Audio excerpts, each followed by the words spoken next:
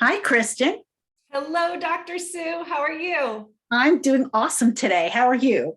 Very good. Very good. That's great. Well, I'm really glad that we're taking the time today to talk about creating a culture of connection in our schools because today, more than ever, connection is so critical as people feel truly out of sorts. And we hear that often, right? I mean, I know you have.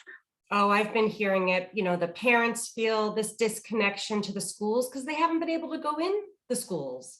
And the teachers are feeling a disconnect. And I think the kids are off. I've heard a lot about behavior regression in the kids. And it's been a tough go for a lot of schools. It has been. It really has been. And as concerns around the pandemic and COVID continue to shift and change, there really hasn't been as much stability as we'd like to see. So certainly creating a culture where connection is key will hopefully allay a lot of people's anxiety and stress and help them feel more centered and focused on learning, which is the goal of school, right? Exactly. Yeah. Exactly. Yeah. So I guess maybe we should start with a little bit about ourselves and welcome everybody to our webinar. All right. Well, welcome everybody. Thank you so much for taking the time. And know that Dr. Sue and I are going to be hosting this webinar again Wednesday, January 12th at 12 Eastern Standard Time. And we are going to be reaching out to schools because we know now more than ever, teachers need these mindset tools and communication strategies to thrive. My name is Kristen Anker. I am your parent and teacher empowerment specialist. So before I was mom to my 13-year-old daughter, 10-year-old daughter, and 7-year-old son, I was a Montessori educator. So I worked as a children's house teacher and I taught in the 3 to 6-year-old classroom. I then was the director of the preschool kindergarten program. And then I was an assistant head of school at Oak Meadow School in Massachusetts, where the children were ages 3 up to 14. So it was there when I started to learn about discipline and communication and leadership. And then I became a parent. So I spent, the first 10 years of my adult life teaching and educating and leading. And then I became a parent, and I would love to be a fly on the wall of my office, giving all the advice I had for parents and teachers, because it was challenging for me. The first couple of years, I thought I had the tools. It was challenging. I had a very strong-willed girl. So I did a little research and I fell upon positive discipline. So I'm about 10 years ago, I was certified as a positive discipline facilitator for educators and for parents. And then more recently, I became a transformational mindset coach. And I just want to bring this to schools. I know, teachers and school leaders could really use some of these techniques to really help with decreasing worry and stress and anxiety so that they can be present for the children and they can really do their job, which is a calling, which I have found. So that's a little bit about me, and tell us about you, Dr. Sue. Thank you, Kristen. So I'm Dr. Susan Guiney, and called Dr. Sue because everybody has a hard time saying Guiney. I don't know. So just Dr. Sue is absolutely fine. And I'm the CEO and founder of a company called Owl and the Apple. And I work with professionals, people in the field of education, as well as others out in a variety of careers, many of whom are parents and who are involved in school systems through their children. And I help them to close the gap that exists between what they know they'd like to see in their lives and what they currently are experiencing. And certainly that's something that I'm really passionate about. I've spent over 30 years in public education as a teacher, as a school librarian. I've taught grades K through 12, and I've taught adults as well. Before I went into administration, and I was a director, and I held wore many different hats in public schools before I landed in the role of a superintendent of schools in a K-12 district in New York. And I spent 10 years doing that work. And I have a doctorate in leadership from Columbia University. And during my time in the superintendency, I was really, really focused on working collaboratively with our administrative team, our principals, our teachers, and our community, particularly our parents, in providing an environment where students felt comfortable about learning, where students were excited about learning, because that's something that I'm passionate about, learning. And how do we convey that to our children so that they can really be the people that they truly are and create a life for themselves that's a life that they feel is their dream life, to make their dreams come true. Because when they're happy and they're socially and emotionally intact, they can accomplish great things. We know that in our classrooms, feeling connected and having that social emotional grounding is what makes learning possible. When we tell everybody when the shades are drawn, the light can't come in. So for our children, for our teachers, we want the shades to be open. We want the light to come in. And we want learning to happen. So working with Kristen, we were really thrilled about bringing this webinar to you, about talking about connection in your school. I'm going to go on to our next slide. I'm able to do that. Let's see. Here we go. So as we think about this past year, which has been unprecedented, we've done some incredible things. We've seen tremendous growth in our schools. We've seen school leaders, heads of school, parents, even the children step up in a way and be present in a way as never before. But certainly there were challenges that teachers had to face, that you had to face in your school. What were those challenges when you think about it? Certainly the introduction of technology, right? Making sure that curriculum was being met, that children with special needs were being addressed, but most importantly, that sense of connection, social, emotionally feeling intact. And what are the fears and concerns that our teachers have and continue to have as we move forward into 2022? Goals that we want for our future, many of them remain the same in terms of learning outcomes and how we assess learning. But now with this shift in focus on the emotional well-being and connection, some of those goals have shifted, have changed, and new goals are coming into place. And of course, we want to create that environment where we feel comfortable, where we feel safe. How do we want to feel, think, and behave? Again, many things are carrying over from the past, but certainly now in this new environment, what can we do as school administrators, as the head of a school, to create that sense of stability, to address the feelings and the emotions that our staff have, that our parents are experiencing, that our children are experiencing, to really allow them to be thoughtful and to create actions in the classroom and in our community that reflect positiveness, that allow for an opportunity for growth and for learning. And how do we get there? That's the big question. How do we get there with all this? Mm-hmm. So it's a challenging time for sure.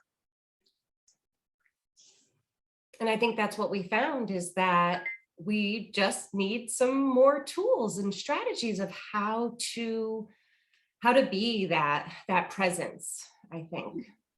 Being present, absolutely.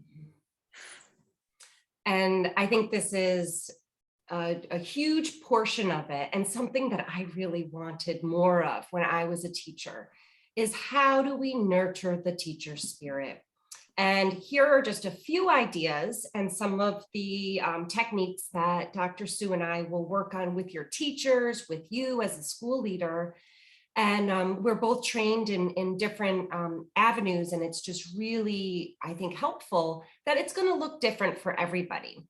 So one of the things that I really appreciate knowing is a lot about positive psychology. Being a mother, that's what positive discipline is based on, is positive psychology. And when we can be more mindful, and this takes a practice, it's a practice. So I definitely have used more meditation in the past few years, And I see that it helps just with that little space. So I don't react to my kids. I'm better able to respond with my kids.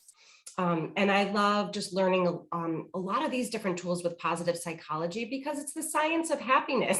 And that's what we could use a little bit more happiness. And it's this practice of gratitude and also figuring out what our strengths are. That's something that I'm learning about now. It's a lot of self-awareness of what are your strengths, what are your values, and live into those. And then when we can spot other people's strengths and appreciate their unique talents, I mean, that builds connection right there. We talk about self-care and a lot of, I think this is something that a lot of teachers just, oh, I don't have time. I don't have time to do this. But there's just this great little acronym called New Start. And it helps me to think about all the things I need throughout the day. So maybe this isn't happening in the morning, although we talk about a great morning routine too, to really build up your energy, to have energy, to take on those children, to have the energy to deal with the parents throughout the day and all the little conflicts that happen throughout the day. I know as a school administrator, it was like every day was a new day. And I feel like these type of skills, these positive psychology strategies, self-care, morning routine, it's like a primer. We're priming our bodies to be able to handle the stress and handle the anxiety that happens throughout the school day. So talking about a little bit about morning routine, and then I'm going to talk about the self-image, but when we can add just a few practices, and it doesn't have to be a whole hour, but it could be as short as 6 minutes, a 6-minute little morning routine where we can have that time to do a little meditation and say some affirmations and a visualization. I know too, my son is just in 2nd grade and his teacher is amazing with the social, emotional, and intelligent piece of the curriculum. She's actually one of the lead trainers for her schools. And he comes home and he says these affirmations that she is doing with her students. And it's just so great to see the 7-year-old boy, you know, with these skills that are really needed. But something that we talk a little bit about is this idea of self-image, and it's mindset too. It's what we're saying to ourselves in our head, and unfortunately, a lot of what we say sometimes is negative. Our brain just has that negative bias. We find that negative thought, or it could be a limiting belief. It could be something that we've been saying to ourselves since we were 6 years old. We know now how important those first 6 years of a child's life is, and it's because it's so formative. And we unfortunately have grown with these beliefs now in our adult bodies, and it's really the belief of a 6-year-old. So understanding and having that mindset where you could see what you're saying to yourself is huge. It's so empowering. But just knowing that your beliefs dictate your thoughts, and those thoughts will dictate your feelings. And those feelings are really strong because you could either be in this powerful state where you can be present, or you might be in a primal state, which is that freeze, fight, flight response state, which is probably the state that many of us have been operating from the past couple of years. I know I have. Yeah. So depending on those feelings, that'll dictate our actions, what we do, and then our results. And sometimes we're just kind of stuck in this psychocybernetic loop. So we help to change that limiting belief to a more empowered decision, which helps so much. It's just this trickle effect and really helps to build our self-image, our self-esteem, and how we show up in the world. That's true. It's so amazing. The most important conversation that we have with anyone is the conversation that we have with ourselves, right? And the words that we tell ourselves are so, so powerful. And it was interesting when you're talking about those beliefs, the limiting beliefs, and where they come from, and that fight, flight kind of response that we have. And we know that as the brain develops, the first part of the brain that really forms is the part that has to do with that fight or flight kind of reaction. And in the Neanderthal ages, it was great to have that part of the brain. We needed Right? it for We really survival. needed it, right? Because there could, right, exactly, the saber-toothed tiger could have been just around that bush. We really needed to have that and know about that and think about that negative thing, what could happen to us. But staying in that negative mindset definitely doesn't allow us to really grow and be the best that we can be. We can't really be present.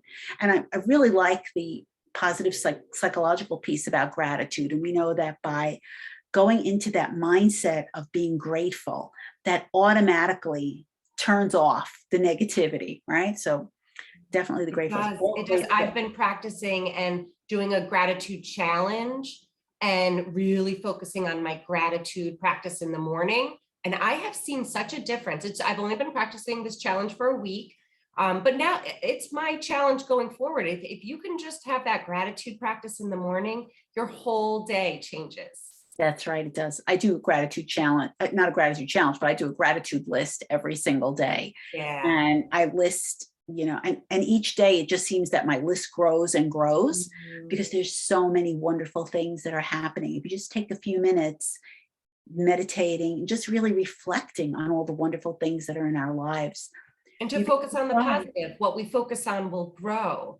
So if we can change that negative bias and focus on the positive, our kids need to see that too, because we need to be that role model. And so we need to do the work first, but these are great tools for our kids to learn as well. Absolutely. Mm-hmm. So we were talking about empowering our teachers, students, and parents and positive discipline. Awesome. Mm-hmm. I just love positive discipline. It's fantastic. I wish I could have known more about this with my children. Misconstrued in many ways. They think, oh, it's positive all the time, or, oh, you're going to be passive or wishy-washy. And really what it is, it's based on teaching. So we're teaching our children. So usually when I do my positive discipline workshops, I talk about this 5 criteria for effective discipline. And I'll talk about just a couple of them. And it's simple, yet really hard to do in times of stress and conflict and chaos. But if the first one is just, can you be kind and firm at the same time? Because kindness shows respect for the child and firmness shows respect for yourself. You're the adult, you have the fully functioning brain. Our kids are not until the age of 25. So we need to be aware of that. But being kind and firm at the same time. It's being respectful. It's showing dignity and respect. But it's tricky when you're in the moment. So that's why I say take that deep breath. And if we can prime ourselves with these good practices, we're able to be kind and firm. Another criteria for effective discipline is it effective long-term? And positive discipline does not believe in punishment or rewards. And they're like, so some parents are like, well, then how do we get our kids to do what we need them to do? And we're teaching life skills. So that's another criteria, is we're teaching life skills, we're teaching characteristics for good moral character. We're teaching our children how to become problem solvers. So we sometimes then will ask them, well, what do you think? And it's really giving them that trust, again, building that sense of connection. So we know, and positive discipline is based on the work of Alfred Adler and Rudolf Dreikurs, 2 Viennese psychologists, and they studied human beings, and they found that all human beings, and they studied more specifically children, but they found that all human beings have this need for belonging and significance. So we can think of belonging as maybe love, that unconditional love. I belong, I feel good in this classroom, I'm a part of a community. And then significance is having some personal power. So it's like that love and power. And I think sometimes parents, teachers, they have the higher power, where we need to start to understand that our children need to feel this sense of personal power. And the last criteria is like this sense of autonomy, that I have capability to do these things. And of course, it's a gradual buildup, but when parents, when teachers, when everyone's kind of speaking the same language, I feel like the children will thrive. So I have found, as a Montessori educator, I learned about positive discipline, but I really delved deeper after becoming a parent. And I really think that it's just such a beautiful way to communicate with kids that builds that sense of connection. That's great. Like, I think you're right. It's a little bit, it's easier said than done, but with practice and implementing over time, you could see even just one of the criteria. I mean, just putting one thing in place would change a dynamic between a parent and a child, between teachers and students. I think that it's really it's profound, the work that was done and putting it out there. It really is. It really is. And maybe we'll talk about the last two little bullets, and then we'll go back to talk about some of these fun personality tests that we do with schools. But all of positive discipline does those last two things, that communication that invites cooperation. And I know we're going to talk more about communication on the next slide, but really, I love when people go through like a whole positive discipline training. I say that you become this encouragement consultant for your child, or an encouragement consultant as your educator, you're the teacher, because kids need encouragement. They don't need praise. There's a little too much of that, and we're maybe developing some praise junkies. I know in our area where we are, there's a lot of entitlement, and it's really, children need to feel this sense of this connection, and that they can do things. This feeling of this personal power is really, really it's important growing up, so that they have that self-confidence and self-esteem later. Absolutely. And certainly encouragement is what helps develop a growth mindset in children. Praise really doesn't, because praise, right, is more of a stagnant mindset as opposed to a growth mindset. So encouragement is so important, so important. And something that we do with teachers is to build that sense of connection. I know Dr. Sue has a few other ones, and I also am learning now all about the Enneagram test, but I love this top card personality test that I do with schools. And it's really, like I said, self-awareness is the first piece of like, oh, these are my assets, and these are my liabilities. We all have assets and liabilities. And some of us have, this type of personality, and some of us have this type of personality. And it's not bad or wrong. It's just fact. And this top card test goes over 4 different personalities, and you kind of figure out where you fall. You learn about yourself. You learn about what you need. I remember going to a great workshop about probably 15 years ago when I was an assistant head of school. And it talked all about like really trying to discover the other people who you work with, discover some interest about them, and some things that they love to do. And what do they hate? Like what totally pisses them off? And you just learn about each other, and that just builds connection. And I think it just helps people to, have that smiling face coming into the building and want to come and want to be there. Like I said before, becoming a teacher, being an educator is a calling. But we need to, I think, build our teachers up a little bit. It's been a hard couple of years. It has been, and allowing teachers to feel that they have a voice and they can mentor each other and provide support to one another, getting to know one another, allowing time for that to happen builds the connection, but it also is a great motivator for them to continue the great work that they're doing, and to fulfill their calling. Because right now, so many teachers are leaving the field. It's been so difficult. So creating that sense of connection, knowing that there's a support system there for each other, they can help one another, is critical to keeping them, retaining them, and building that culture within the school, for sure.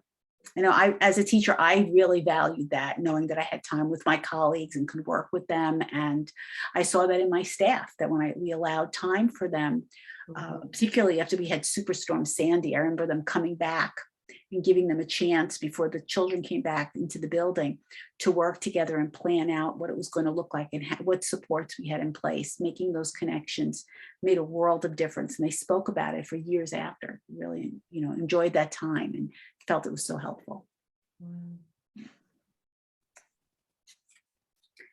So developing a connected community, and this kind of goes along with what we were just talking about, creating an atmosphere where people feel trusted and accepted, where they can share their feelings openly. And, it's not about punishing anyone or, it certainly is about continuing accountability measures, but doing it in a way that people feel that they are being respected and that people are being kind to them is really crucial and critical. Letting people know that they're appreciated and that if something can be done better, to ask. One of the things we can do is ask our teachers, ask our parents for feedback and say to them, so what did you think about this? Tell us your opinion. Do you have any, any, what do we call them? Critical friends, like we want you to give us some positive feedback. We also want you to give us some cool feedback. How can we make this better? What would make this a better experience? And valuing that and letting people know that their voices are welcome.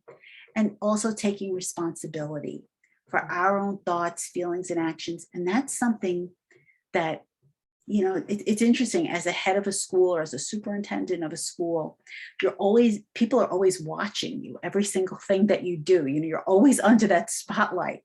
When you take responsibility for your own thoughts, when people see that, you own your feelings and you own those actions, even when something doesn't go exactly the way you want it, that sends such a powerful message out to your community. And people then feel safe following that model and owning their own taking responsibility for their own thoughts and feelings and actions as well. Giving people a chance to continue to grow and to learn, whether it's through in-house opportunities online, certainly opportunities to mentor one another, to have conversations about what they would like to see in their buildings, to make suggestions, all of that, a commitment to that personal growth and all of that really continues to build a web of connectivity in the school. Certainly, we talked a little bit about accountability and having high standards. I think if you ask anyone, do you support high standards? I don't think anyone is going to say no to that question. Of course, everybody wants the best for their students, for their teachers, for their parents. Everybody wants the best. But how do you hold people accountable to that in an environment where there's also trust, kindness, respect? And when you have those connections built into your school, where there's a culture of sharing, a culture where communication is facilitated, letting people know, making sure that everyone feels involved in decision-making, at least to the best of the ability of the building to do that. I think that people respect that and they will buy into achieving the best. And even if it means a little extra work, they don't mind that because they see the goal and they know that's where they're heading and that they're being supported to get there. And this is real. Sorry, that's really a critical thing. It really is. To go back, yeah, you can see that. All right. Okay. All right. Okay, Kristen. I don't know. What else would you like to add to that? I know, I'm like thinking back of the school that I worked at, and it really was. It was a very connected community, and I'm trying to think of the reasons why. And I think so much is dependent on the leadership and how that leader is being the role model for this. And kind of setting, I'm not sure in your school, but I know all Montessori schools, they have these ground rules in a classroom. These ground rules that'll help the students to be safe and learn. And and everybody to be safe and kind and responsible. But I think the adults in a school need to develop some ground rules for their school. And, sometimes it's around, not to be negative, but there's like the gossip that starts or the negative talk that starts. And I think as the school leader to be able to just like how do you develop these ground rules where the teachers are going to show up, they're going to respect one of another, they're going to support, I think that support, appreciate, and then it just, it just changes the whole morale. So I think this is just so important. I think schools are missing this idea of, and maybe they had it at one point, but I think we might just need to do a little bit extra to rebuild that sense of connection. And then it'll just help to, create the sense of ease and joy that we need to hear in schools, Right. I think you're exactly right. I think schools do a great job of doing this for children and letting children know what are the ground rules. But often they miss the boat on doing that with the faculty or amongst the administrative team and saying, what are the things that we really value? What are our core values? What does this mean? If we're saying this is important for the children, how are we doing this in and amongst ourselves? And what does that look like? And really defining those behaviors. So for instance, when you talk about the gossip around in a school, how do we manage that when someone comes in and there's that negative back and forth that goes on? How is that addressed? And giving teachers and the administrators language around that and alternative responses as opposed to a reaction, instead of getting angry at a colleague or saying, oh my gosh, look at this, taking a step back and really from a mindful perspective, saying, what, this is this individual's strengths, this is this person's areas where they need to do some more work. How can I be of assistance to them, thinking about helping them along that pathway and in a safe way so that they feel comfortable and can think about ways to shift behavior. And that coming from the top down and from the bottom up, that really kind of meet in the middle and be more, again, establishing those connections and building a community, which is so critical. And having this culture of communication too. And I know I've learned so much through Dr. Marshall Rosenberg's work with nonviolent communication. And I really think that's another great thing that we teach teachers is how to really observe and hear the feelings and the needs and the requests that are coming at us, but not react. How do we respond in a way that's also nonviolent, that we get what we want in a very compatible way? And it takes practice and it's knowledge. And I think knowledge is power. And I know as a teacher, I have this love of learning, and I know many teachers have that as well. And we eat it up. So if it's going to be a strategy that's going to help us, I'm sure it'll help the children too. So I love how what we're doing is, focusing with the school leaders and the teachers, and this will just all trickle down, hopefully, to the children and the parents, and to really create this culture and this community. Right. I was thinking, as you were saying that, it made me think of something we were talking about yesterday about what was a time when I was a teacher that I really felt valued professionally and that I really enjoyed engaging in. And one of those times was professional development. And especially when it had to do with my personal growth as an educator. It wasn't just, this is the math program we're going to be using, and this is the workbook that you need to know about, and blah, blah, blah. But certainly, how can I improve myself as an educator so that I could work this, because there's a science of teaching and then there's the art of teaching, right?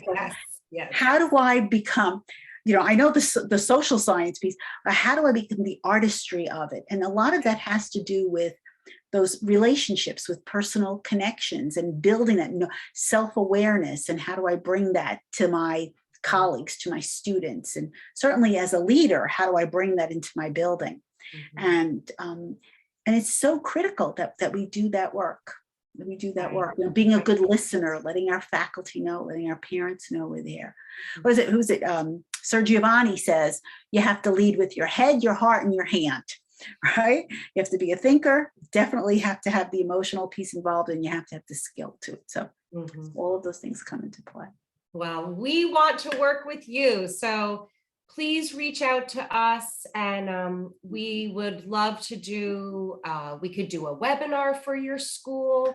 We could do, what we really want to do is get in and do a live full day professional development for the teachers. We do mindset coaching for school leaders. But I think this is something that all schools need right now. We need to feel good again, you know, we need to feel good. So we are here to support you, and please reach out. And we will be reaching out to you as well to schedule a time to meet. We'd love to be there as a partner to you so that you can be your very best, to help your school be its very best, and of course, help your children be their very best. They're the reason why we're here. So definitely. Well, thank you, Dr. Sue. Thanks for joining us today. Always great to Thank you, Kristen. spend This was time fun. with you. A lot of fun. All right. See everybody soon. See you soon. Bye.